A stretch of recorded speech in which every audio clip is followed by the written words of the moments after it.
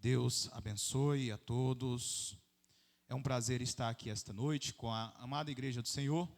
Estivemos em outra oportunidade há uns 4 anos atrás, quando foi realizado um culto de formatura e fomos convidados para estar aqui ministrando a palavra do Senhor.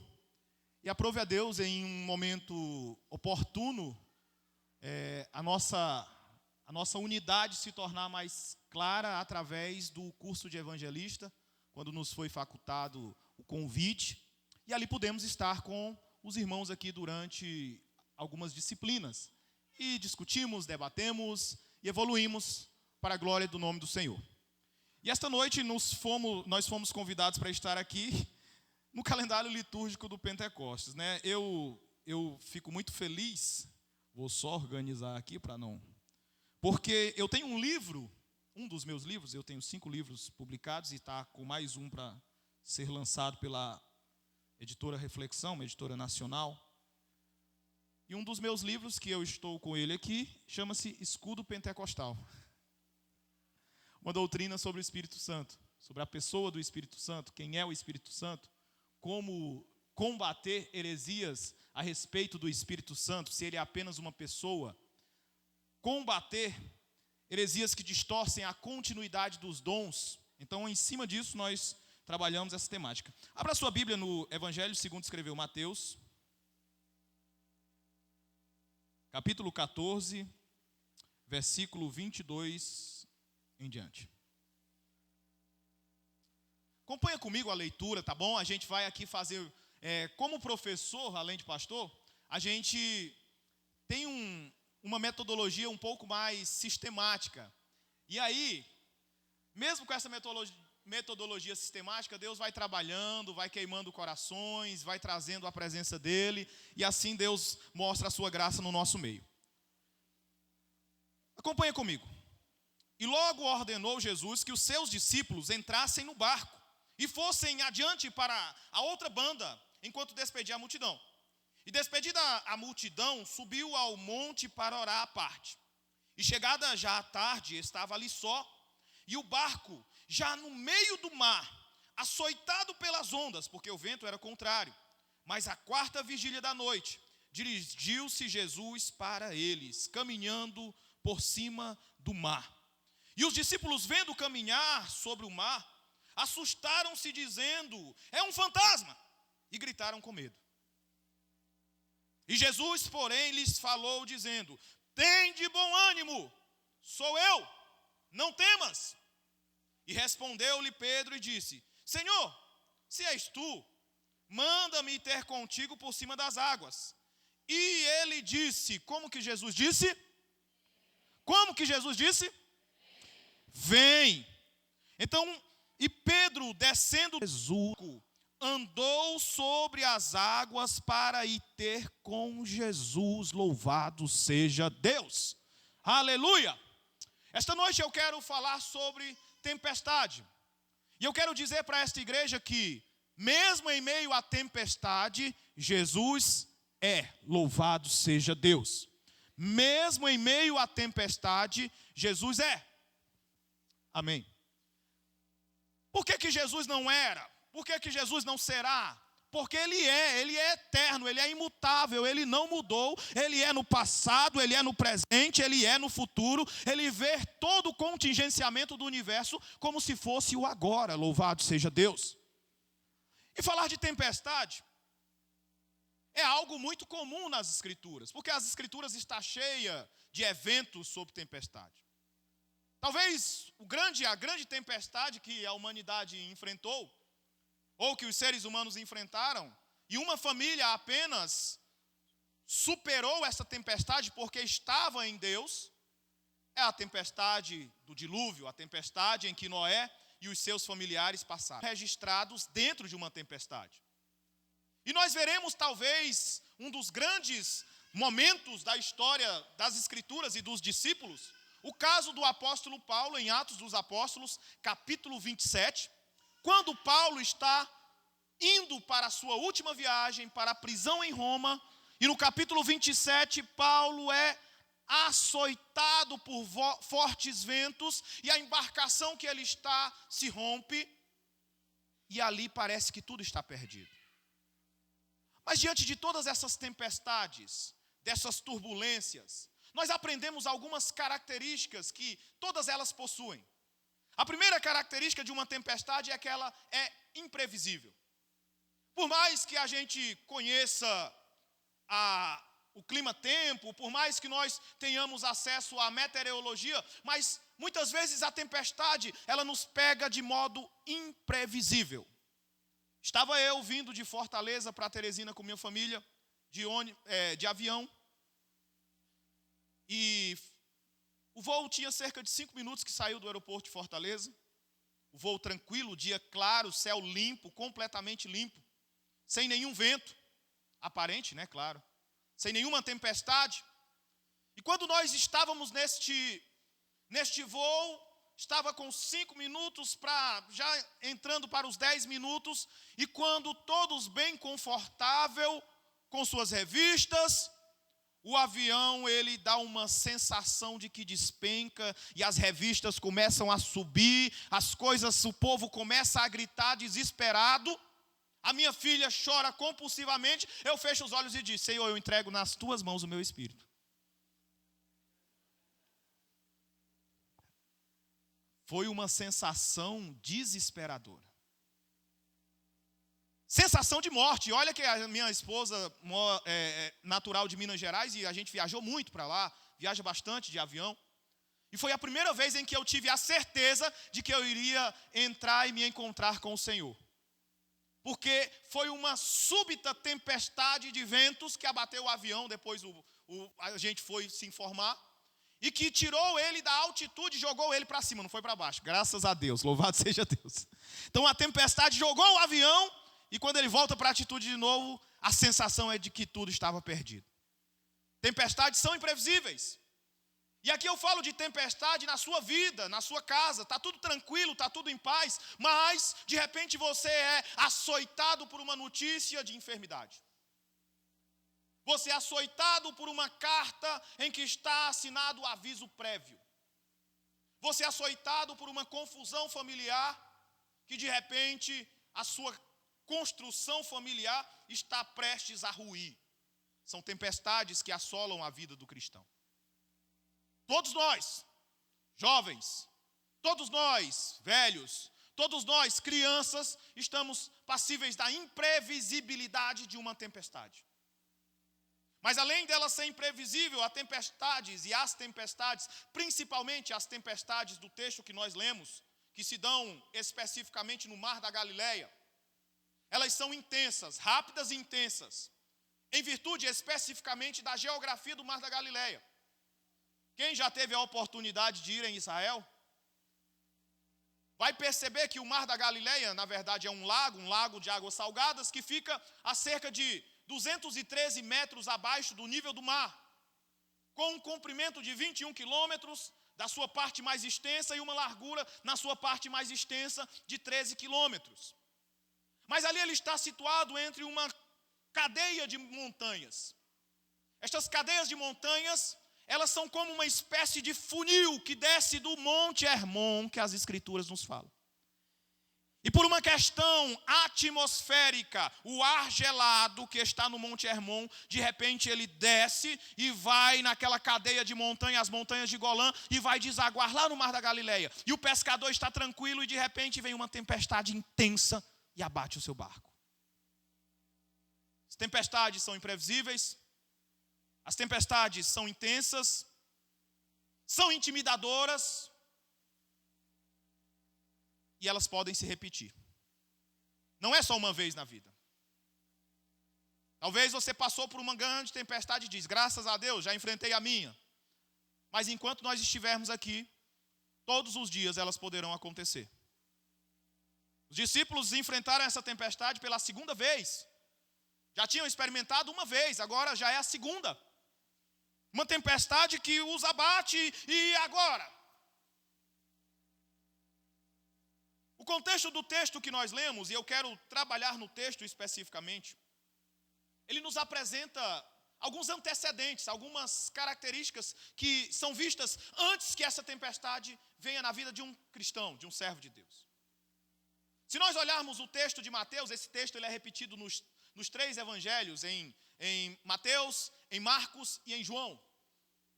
Inclusive, alguns teólogos questionam por que João trabalha esse texto, tendo em vista que João não usa muitas fontes dos evangelhos que Mateus utiliza.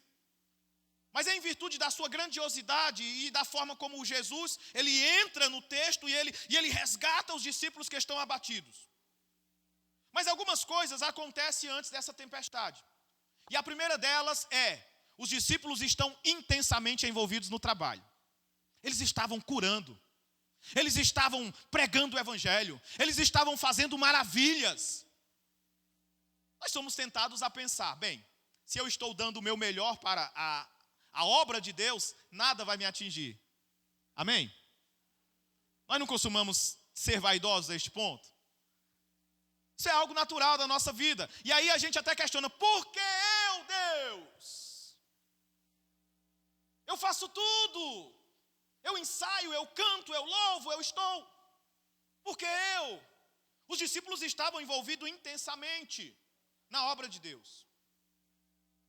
Estavam, de fato, em seu auge, que não tinham tempo nem para comer. E aqui esses discípulos envolvidos, eles de repente são surpreendidos antes da tempestade por uma notícia ruim. O grande homem, o grande discípulo, João Batista, está morto. E muitos daqueles ali eram discípulos de João Batista. E quando essa notícia chegou, qual foi a sensação destes discípulos? Quando a notícia ruim chegou, talvez eles quisessem desistir. Bem, se João foi morto, nós seremos mortos também. Eu quero trazer aqui para você que está pensando em desistir daquilo que o Senhor te entregou. Não desista, independente das adversidades. Se o Senhor te entregou, receba mesmo em meio às tempestades e às provações, porque Ele garante e te concede a vitória, louvado seja Deus. Notícia ruim abateu os discípulos, e agora Jesus, diante desta notícia, convida eles para o deserto. Deserto é lugar de providência, mas também deserto é lugar de problemas, de fome, de seca, de dificuldade. E ali naquele deserto nós vamos ver Jesus primeiro amando as pessoas que ali estão. Então isso nos diz que deserto também é lugar de amor de Deus, louvado seja Deus. Se você está atravessando o deserto, deixa eu te falar, você não está só, porque Deus continua te amando mesmo no deserto, louvado seja Deus. Mas é no deserto também onde nós vamos ver o compartilhar entre as pessoas. No deserto nós veremos que um jovem com 5 pães e 2 peixes, ele oferece tudo para o reino. Porque ele começa a aprender, a olhar para Jesus e entender como Jesus ama até os que estão no deserto, louvado seja Deus. E ele então oferece tudo o que ele tem. E diante de tudo que ele tem não é suficiente. Então o que o Senhor faz? Ele mostra que no deserto é lugar de providência de Deus, aleluia. É no deserto onde Deus vai operar maravilhas. É no deserto onde as experiências mais sobrenaturais acontecem. É no deserto onde Deus se manifesta como Senhor de todas as coisas, aleluia. Ali no deserto Jesus então multiplica. Os pães alimentam cerca de 5.000 pessoas, 5.000 homens. Acredita-se alguns teólogos que multiplique-se isso por uma quantidade de 3 e vai dar cerca de 15.000 pessoas foram alimentadas. Bem, quando Deus opera através de nós, se você já teve a experiência de orar por alguém e esta pessoa ser curada, você sabe quanto é bom. Se você já teve a experiência de receber dons sobrenaturais de Deus, você fica maluco, muito doido de felicidade, porque é maravilhoso você ser cheio de Deus, você vê pessoas sendo curadas, é maravilhoso, Deus te concedeu um dom que você não tinha. E os discípulos viram Jesus multiplicando e as pessoas, essas 15.000 pessoas no deserto, dizendo, este é o Messias. Mas acontece uma coisa com cada um de nós. Se nós não estivermos com os nossos olhos fitos em Jesus, nós costumamos transferir a glória que é dada a Deus para nós. Escute aqui. Se você canta bem, a glória não é sua, a glória é dele.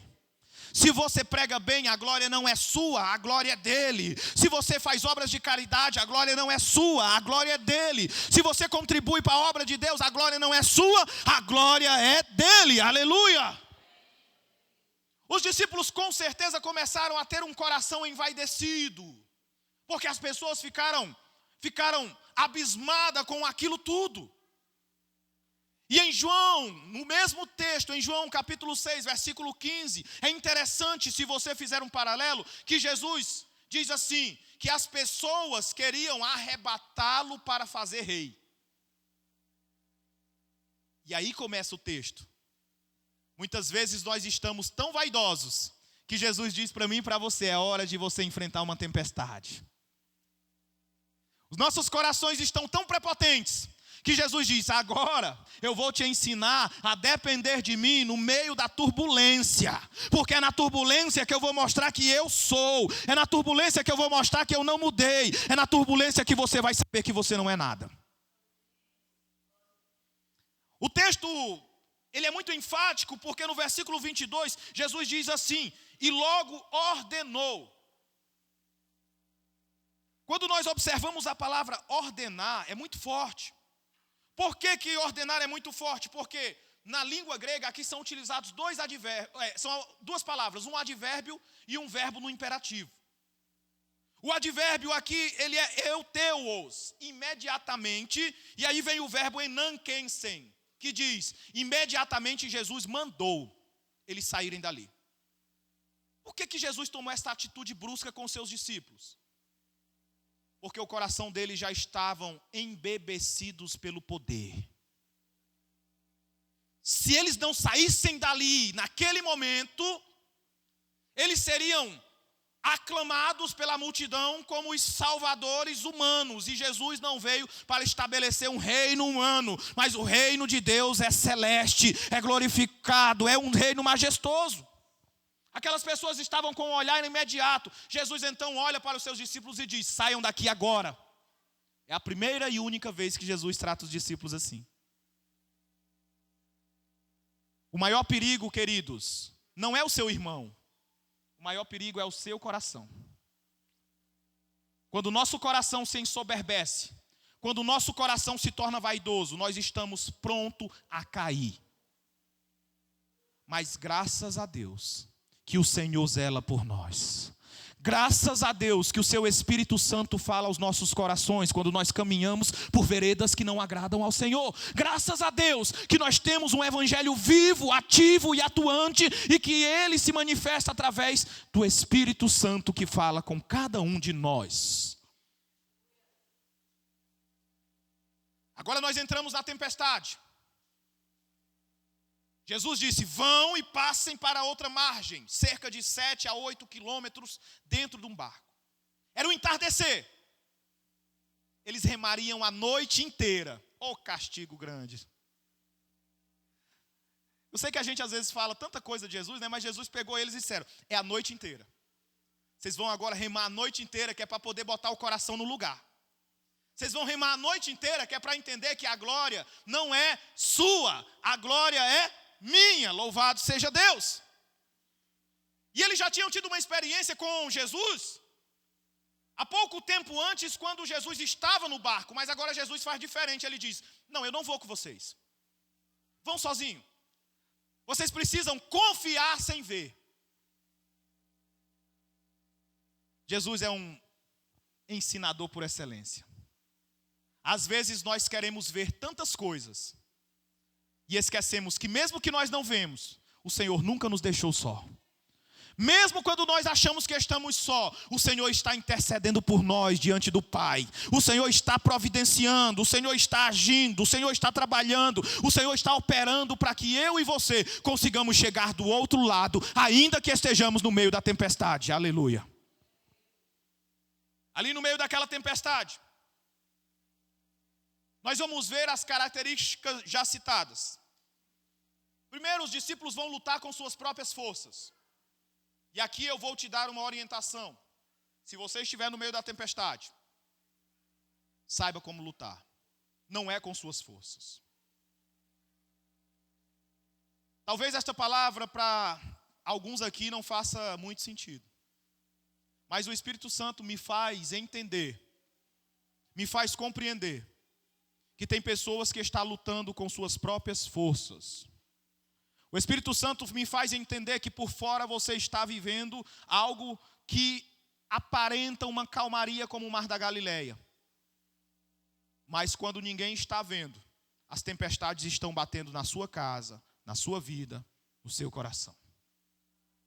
E talvez você está tentando resolver esta tempestade com suas habilidades humanas, com seus atributos, com as suas qualidades, mas o Senhor está lhe dizendo esta noite: você vai afundar se tentar lutar sozinho. Eu é que estou lutando por você. Aleluia! Os discípulos eram pescadores experientes, conheciam o Mar da Galileia, andavam de um lado para o outro, e ali eles já tinham remado cerca de 3,5 km, estavam no meio. João diz que eles já tinham remado 30 estádios, que é o equivalente a 3,5 km. Mateus diz que ele tinha remado até o meio do mar, lutando, mas os ventos eram contrários. Quais são os ventos contrários na tua casa, na tua vida? Para de lutar com as tuas forças e confia que tem um Deus no céu que luta por você. Aleluia! Ali diante da luta, foi o que aconteceu naquele avião. E eu falo isso, talvez você pense que não, é porque o irmão ele está querendo dizer que é o valentão. Mas eu acalmei. Eu tive certeza de que eu ia morrer. Eu tive certeza absoluta. Eu acho que foi uns 10 segundos de tortura. Mas parecia que foi 1h30. E ali eu me acalmei. Vou morrer. Amém. Recebe, Senhor, meu espírito e vai. Fiquei tranquilo. Mas a questão é que quando nós estamos numa tempestade e o medo vem, nós não sabemos como fazer. E aqui nesse texto nós vamos ver que quando eles perceberam que iam morrer, o medo tomou conta do coração deles. E eles esqueceram de algumas coisas preciosas. A primeira coisa é que foi Jesus que disse que eles iam chegar do outro lado. E se Jesus disse, Jesus não é homem para que minta. Ele vai cumprir a promessa dele na vida do seu discípulo. Aleluia.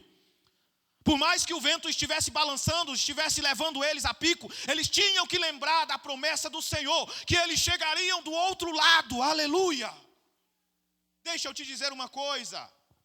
Está balançando o teu barco, a tempestade parece que vai te afundar. Creia que o Senhor está dizendo esta noite: você vai chegar do outro lado, porque eu te prometi. Aleluia. Eles esqueceram disso, que foi Jesus que disse: entra no barco e vai para o outro lado. E se Jesus disse, Jesus cumpre.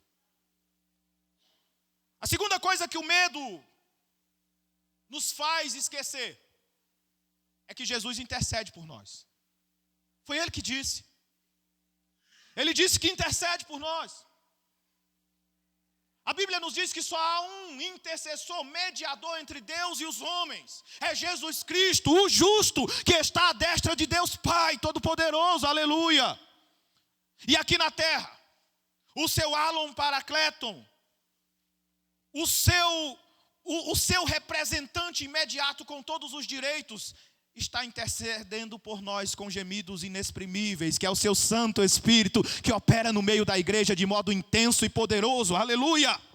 Então, meus amados, não tenhamos medo quando os ventos nos abaterem, porque o Senhor está conosco. Olha para o teu irmão e diz assim: o Senhor está contigo, meu irmão. Olha com fé e diz: o Senhor está contigo, o Senhor está contigo. A tempestade não vai nos afundar, porque o Senhor está conosco. É por isso que há 2000 anos a igreja do Senhor marcha altaneira, mesmo em meio às perseguições e tempestades, ela não afunda, porque o dono deste barco é Jesus. Mas o medo ele tem um efeito terrível, além destes. Eles podem nos conduzir a superstições. Sim. O medo de perder o amor. O medo de perder os bens. Quantos crentes estão embarcando em superstições, invenções do demônio? Como assim? Com medo de perder os bens, existem pseudo-crentes que estão fazendo alianças com a maçonaria. Com medo de perder os seus amores, estão entrando por 7, não sei o que, da sexta-feira. Crentes que estão esquecendo o firmamento, que é a palavra de Deus. Por que você está dizendo isso? Porque quando os discípulos olham Jesus caminhando sobre as águas, eles estavam com tanto medo, que eles olham para Jesus e imaginam ser um fantasma. Para nós é muito simples, fantasma, a gente assiste filmes, toda coisa. Mas para os dias apostólicos, e o texto grego usa a expressão grega mesmo, fantasmas, um substantivo. Isso é superstição purinha. É uma introdução do pensamento pagão. Olha só, os discípulos estavam 3 anos com Jesus. E no meio do aperreio, olha o que é que eles foram lembrar. Lá da novena. Olha o que é que eles foram lembrar. Lá do chinelo emborcado. Do gato preto. Superstição. Fantasma. Superstição pagã. Eles já estavam com 3 anos com Jesus e na hora do medo esqueceram. O medo nos paralisa. É por isso que a palavra de Deus nos diz, o apóstolo Paulo escrevendo a Tiago diz, que o Senhor não nos deu espírito de temor, mas espírito de coragem, de ousadia. O Senhor nos deu espírito para vencer o medo, através do poder do Espírito Santo, aleluia.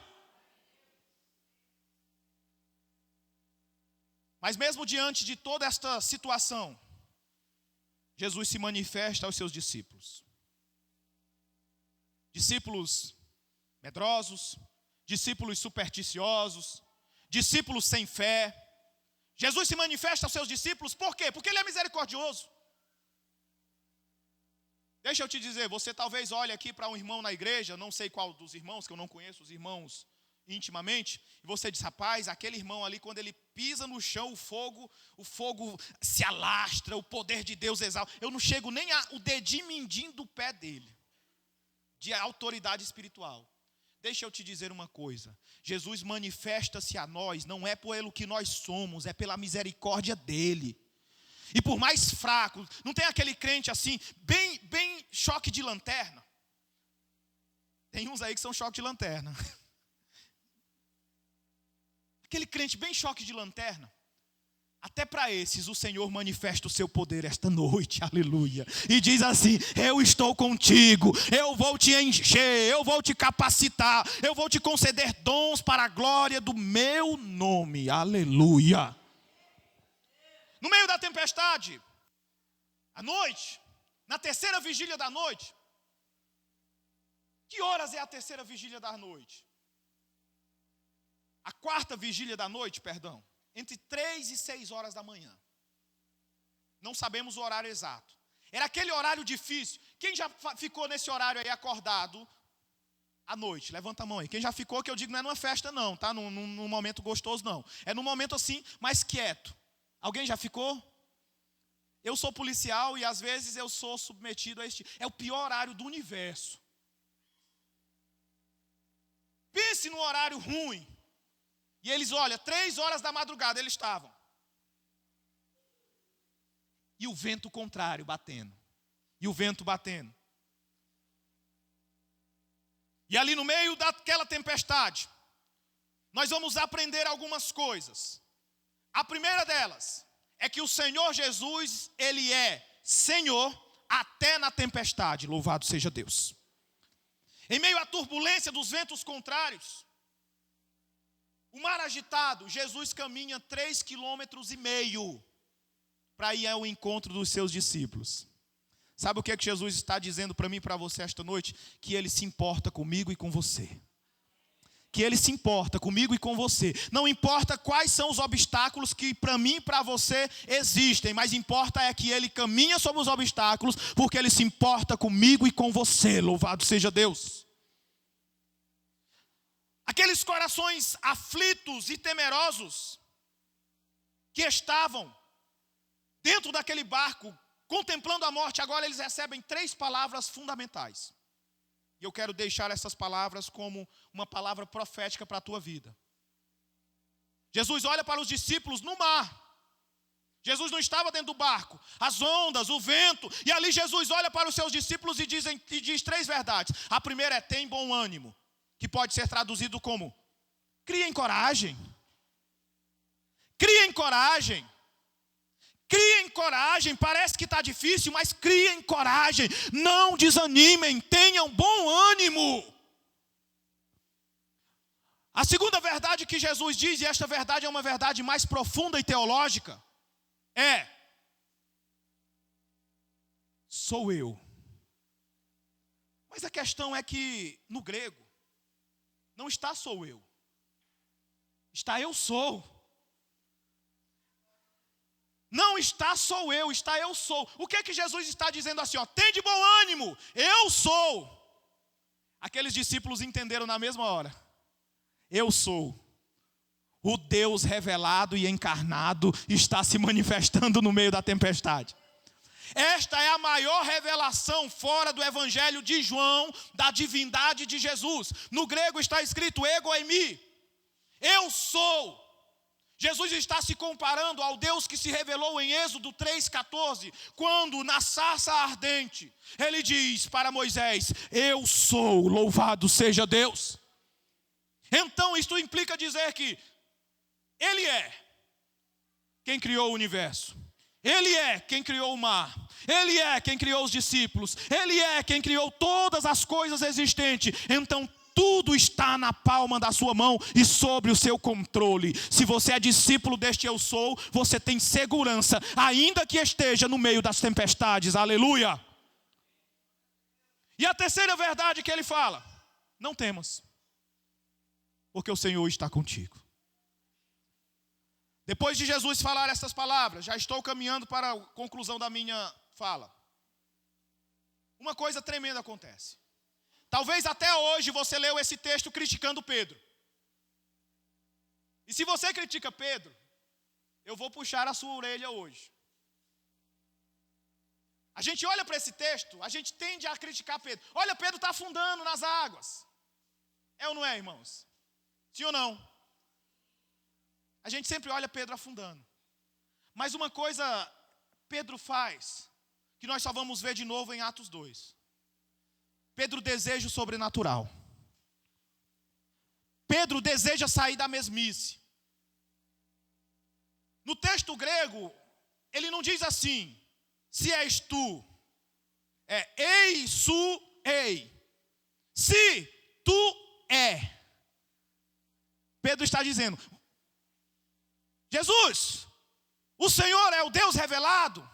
Pois se tu és, deixa eu experimentar o sobrenatural que o Senhor está vivendo. Aleluia! É algo profundo. Porque os outros 11 ficaram ali, boca aberto, sem saber se era um fantasma, sem saber que iam morrer. Mas Pedro, ele agora deseja dar um passo além. Ir além. Conhecer o sobrenatural. Agora, diante da tempestade, ele deseja pisar sobre ela e dizer: eu estou andando juntamente com o grande eu sou, que se revelou esta noite comigo. Aleluia! Ousadia de Pedro? Talvez. Mas parece que Deus é um Deus que gosta de ousadia. Deus é um Deus que gosta que a gente saia da mesmice. E aqui eu vou te fazer uma grande pergunta. Quantas vezes você já entrou na ousadia de Deus? Como isso acontece, irmão? Você está no ônibus e você vê alguém entristecido e o Senhor fala no teu coração: vai lá e diz para essa pessoa que Jesus te ama. E você covardemente diz: não, isso é da minha cabeça. É o Espírito Santo que está falando no teu coração. Quantas vezes tem uma pessoa enferma e o Espírito Santo fala: impõe as mãos sobre ela e ore. que ela será curada. E você diz, não, isso é coisa da minha cabeça. Mas quem tem ousadia diz, ainda que seja da minha cabeça, se o Senhor mandou, eu vou meter a mão aqui e Ele vai levantar para a glória de Deus. Aleluia. Temos que ter ousadia. E não é o pastor Jefferson que está dizendo que tem que ter ousadia, não, é Jesus. Jesus poderia ter olhado para Pedro e disse, está ficando doido, é cabra. Vocês agora iam estar tudo com medo de morrer, mas olha o que Jesus diz para ele. O que Jesus disse para Pedro, quando Pedro disse, Senhor, deixa eu ir. O que Jesus disse? Esta noite Jesus está dizendo, vem, pisa sobre as águas e experimenta o sobrenatural de Deus. Sai da mesmice, aleluia. Aleluia. Olha só que coisa tremenda. Jesus diz, vem. Jesus está dizendo, sai da mesmice. Jesus vem, experimenta o sobrenatural. Jesus diz, vem, eu te dou a garantia que você vai viver coisas que até hoje você nunca viveu, aleluia. E Pedro, ele pisa sobre as águas, sobre a palavra de Jesus. E o texto diz um negócio tremendo. O texto não diz que Pedro afundou. O texto diz que ele andou. Versículo 29 é claro e diz, e Pedro andou sobre as águas. Você está entendendo o que Pedro experimentou? Ele andou, nenhum de Gênesis a Apocalipse, nenhum dos profetas, dos grandes homens de Deus, experimentaram o que Pedro experimentou naquele momento. Pedro andou sobre as águas e foi de encontro a Jesus. Sabe o que eu aprendo com isso? Que quando nós estamos sobre a palavra de Deus, sobre as verdades de Deus, nós poderemos experimentar obras maiores do que nós já temos experimentado até hoje. Quando nós temos coragem de ousar, nós experimentamos o sobrenatural de Deus para a glória do nome do Senhor. Aleluia! Porque é o Senhor que garante. Mas de fato, Pedro afundou. E por que Pedro afundou? Porque ele começou a pensar,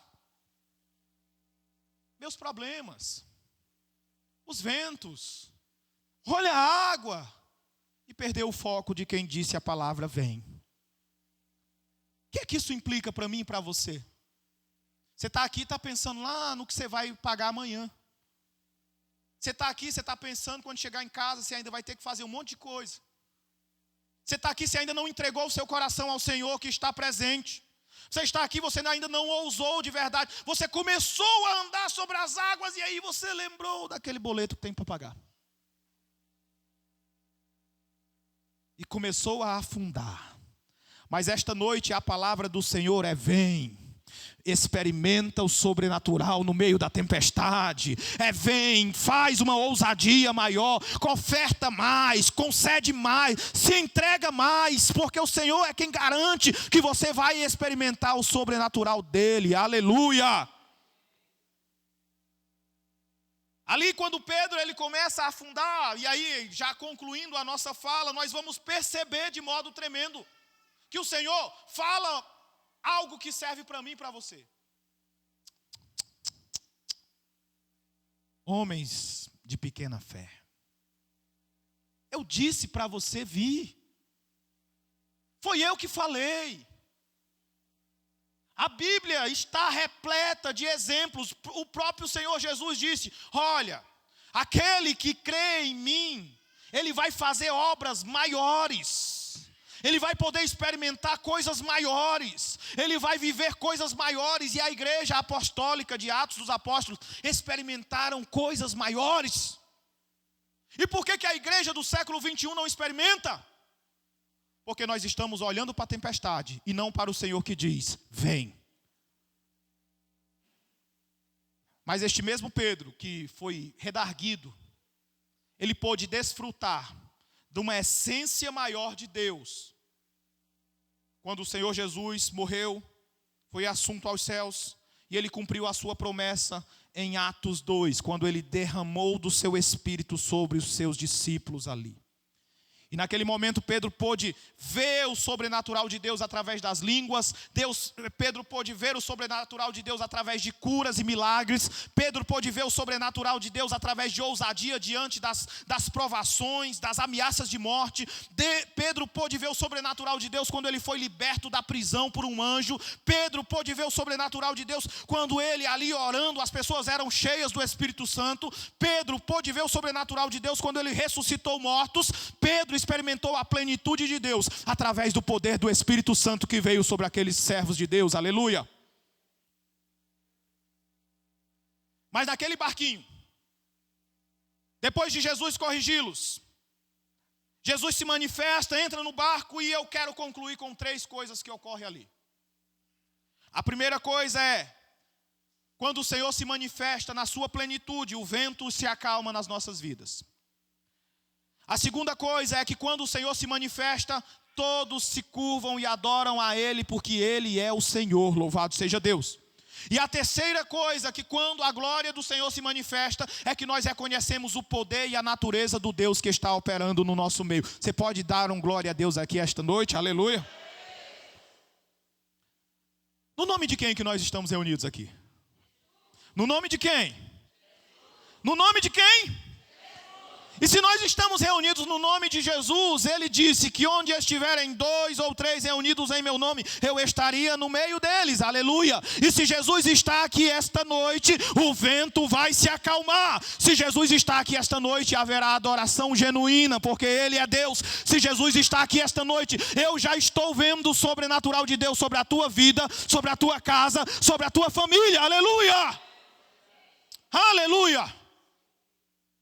O Senhor se manifesta em nossos dias. Mas quantos estão dispostos, em meio à tempestade, descer do barco e obedecer à voz do Senhor que diz, vem? Esta noite, meus amados irmãos, o Senhor nos trouxe aqui para deixar esta palavra. De que mesmo que a tempestade esteja sobre a sua vida, o poder de Deus pode se manifestar.